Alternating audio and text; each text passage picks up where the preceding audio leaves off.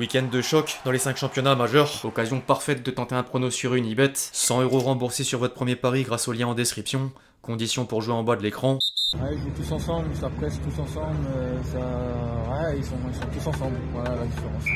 L'équipe, j'espère que vous allez bien. Aujourd'hui, nouveau 5. Au programme du jour, sans surprise, un bilan de la semaine européenne des clubs français, à mi-chemin des barrages de Ligue des Champions, le nouveau scandale autour de Nasser El-Khelaifi en lien avec le PSG, une transition vers le conflit LFP Dazone, proche d'un naufrage, le triple entretien de Deschamps au sein de la presse française, avec des déclarations fortes sur Mbappé, l'après 2026 ou encore Zidane, avant de conclure en images par la compile de buts traditionnelle. Plus Amir, comme d'habitude dans le reste de cette vidéo, les amis, avant d'entrer dans le vif du sujet, je vous demande un service, celui évidemment de lâcher votre plus beau like, c'est toujours gratuit, rapide et important pour le référencement. Merci à tous ceux qui le feront, vous êtes les boss.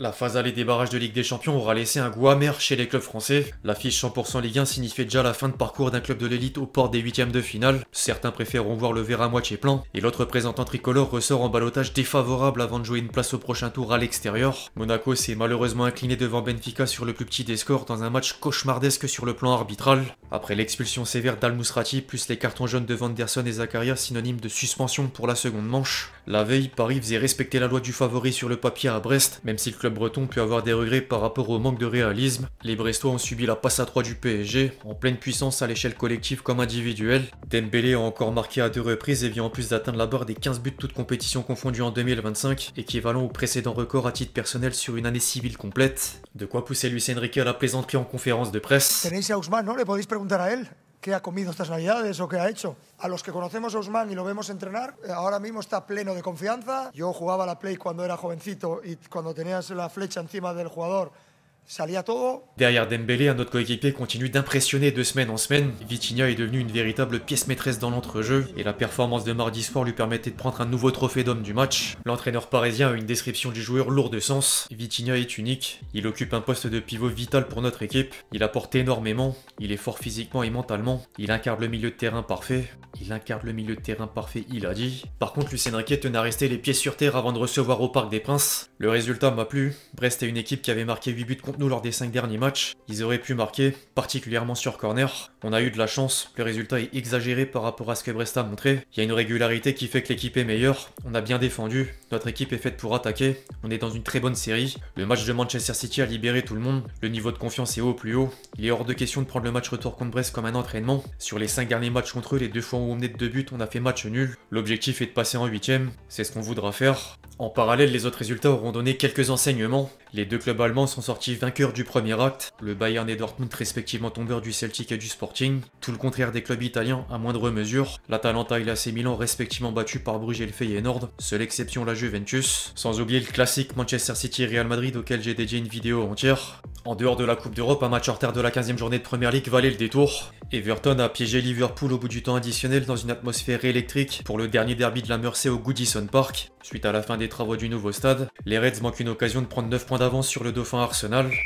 Du côté de Paris, tout roule sur le terrain, mais les problèmes apparaissent en dehors. Hier, les médias français relayaient une information de l'AFP selon laquelle Nasser El-Khelaifi a été mis en examen le 5 février dernier dans l'affaire Lagardère pour abus de pouvoir et tentative d'influer sur un vote du groupe QIA, actionnaire majoritaire de l'entreprise en 2018. Le président parisien avait d'abord déclaré aux enquêteurs que les accusations sont fausses. Je suis surpris d'être ici aujourd'hui. Je n'ai eu aucune influence dans cette affaire. Je me retrouve au milieu d'une affaire dans laquelle j'ai aucun lien. Le tout sur la base d'une seule communication téléphonique concernant un problème avec le Qatar, une question que je devais relayer, et mon rôle se limitait à ça. Les parties citent Nasser ici, Nasser là. Pour se défendre, elle cite mon nom. J'aimerais que la situation soit plus claire, surtout au vu de la réponse de QIA. 10 jours plus tard, le dossier s'est retrouvé sur place publique, et le Qatar menace désormais de retirer ses investissements en France, dont beIN Sport et le PSG. Certains sont vraiment craintifs, d'autres voient plutôt une forme de chantage envers la justice du pays, à l'image de Romain Molina. Entre-temps, d'autres sources ont néanmoins rapporté que les Qataris n'ont aucune intention de partir, mais pourraient mettre Nasser El-Khelaifi de côté face aux multiples affaires judiciaires. Si QSI quittait la capitale, les conséquences seraient nombreuses, même si c'est un peu de la science-fiction à l'instant T. Le Qatar vient d'ailleurs d'investir dans un nouveau centre d'entraînement et cherche un terrain pour la construction d'un nouveau stade. En parlant de stade, le Paris FC a choisi une enceinte particulière pour la saison prochaine. Le club parisien évoluera dans le stade voisin Jambon et une montée en Ligue 1 donne encore plus de crédit au potentiel derby PSG-PFC. Reste à faire le nécessaire en deuxième partie de saison de Ligue 2.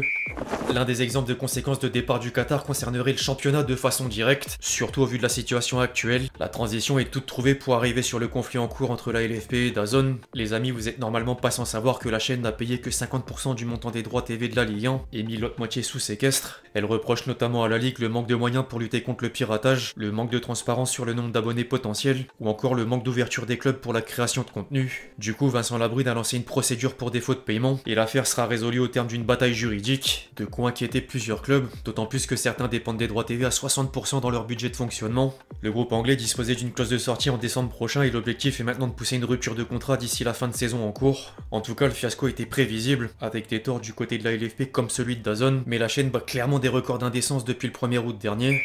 Deschamps prend la parole un peu contre toute attente à un mois des quarts de finale de Ligue des Nations. Le sélectionneur de l'équipe de France s'est confié dans les colonnes de 3 médias français, dont l'équipe, Le Parisien et Le Figaro, pour aborder plusieurs sujets intéressants, à commencer par la potentielle succession de Zidane au poste. Il répond enfin à la question sans aller trop loin non plus. Il y a beaucoup de respect entre nous, on s'est vu la dernière fois à l'été 2023, on doit se revoir l'été prochain pour les mêmes raisons. Zizou est un très bon candidat, naturel, et j'ajouterai attendu. Après, je sais pas s'il en aura envie, c'est sa décision et celle du président. Derrière, Dédé confirmait le retour de Mbappé en mars, évidemment qu'il sera là.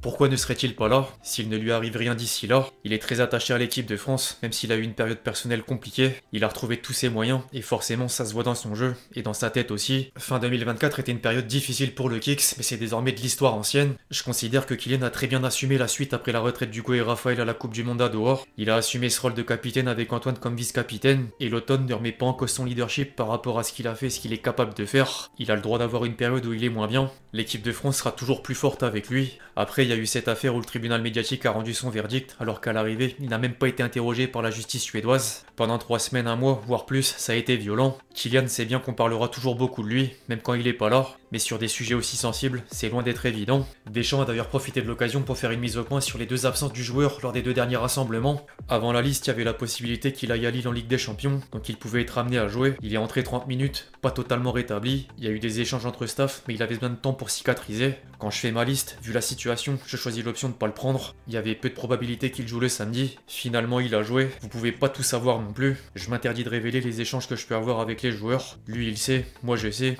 et à partir de là, tout va bien. Mais c'est pas une sanction, comme ça a pu être interprété en fonction de ce qui s'est passé en octobre et son voyage en Suède. Tout a été excessif. Le sélectionneur des Bleus évoquait ensuite la situation d'autres éléments tricolores, dont Dembélé, en pleine ascension. À Paris, il a une position de départ axiale, mais si vous prenez une photo à 10 moments différents, il sera à gauche, au milieu, un peu partout. Certes, il a la finition. Souvenez-vous aussi qu'à Dortmund, il jouait parfois dans un milieu à 3, et pas en pointe haute. Sur le fond, il n'a pas toujours eu l'adresse en match, mais à l'entraînement, il a toujours été très adroit. Parce qu'il est relâché et qu'il allait de pied. Mais aujourd'hui, vous allez pas me dire qu'Ousmane est un avant-centre. Il est dans une position axiale, il se retrouve pour marquer dans ses zones, mais il a inscrit son premier but à Brest en venant de la droite et en frappant du gauche. Une situation dans laquelle il s'est souvent retrouvé. Il a enfin lâché un indice sur la prochaine étape en carrière lorsqu'arrivera le moment de rendre les clés de l'équipe de France. Entraîner le PSG, je ferme pas de porte, je serai disponible, mais j'ai rien en tête pour le moment. Selon les propositions, je choisirai. Je m'interdis rien.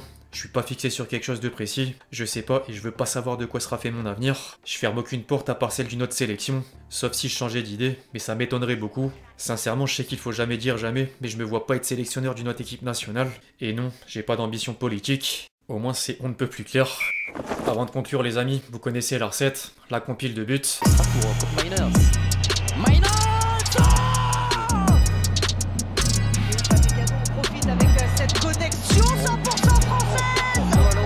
Frappé avec Perisic qui va frapper pied gauche. Avec ce corner bien tiré au niveau du premier poteau et quelle application de Colomani qui attire de nouveau la frappe.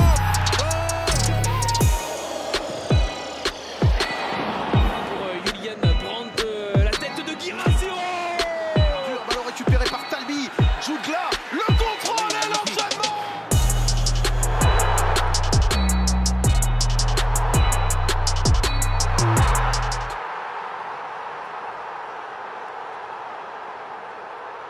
Bref, l'équipe, c'est tout pour le fact du jour. J'espère vraiment qu'il vous a plu. Je compte sur vous si c'est le cas pour lâcher votre plus beau like, comme d'habitude. N'hésitez pas à réagir dans les commentaires sur tous les points qu'on a pu aborder aujourd'hui. Puis d'ici là, on se retrouve très vite sur la chaîne pour de nouvelles vidéos. C'était Lexti. Ciao, ciao.